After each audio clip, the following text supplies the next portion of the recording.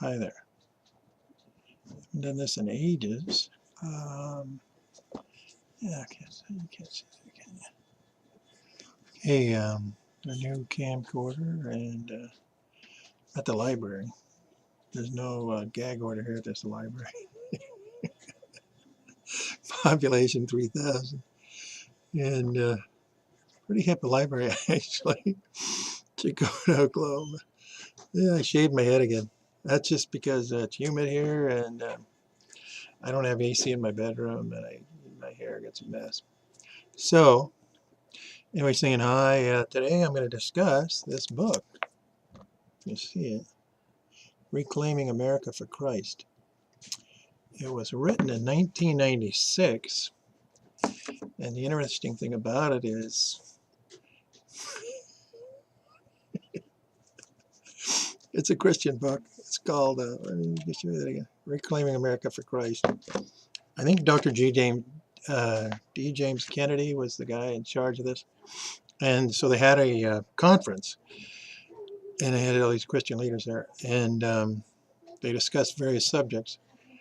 And basically, nothing's changed since 1996. So I thought that was significant.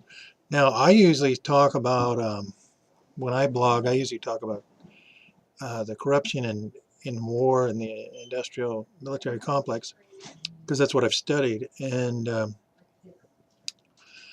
there was a book written by a Marine in who was in World War One, and he called it the racket of war. And this is in World War One, so this has been going on a long time.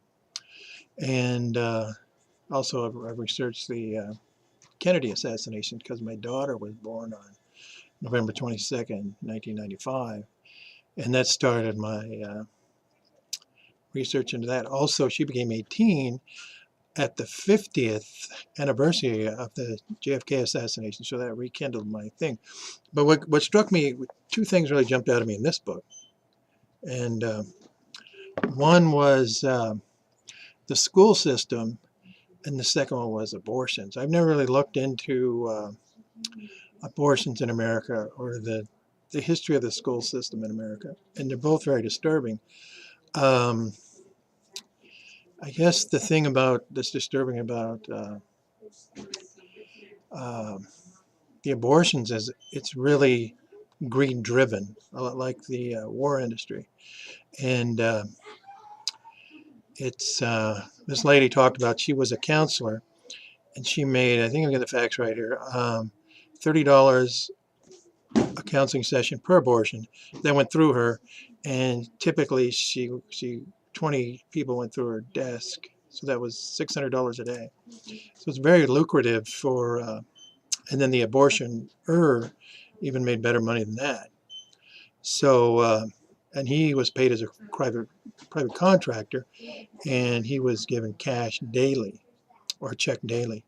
So a lot of money going into that. And he was talking about how they start in kindergarten with sex education, and how they're teaching kids to be active sexually, and that abortion is a viable option for birth control, because their bias is they want to make money by aborting babies.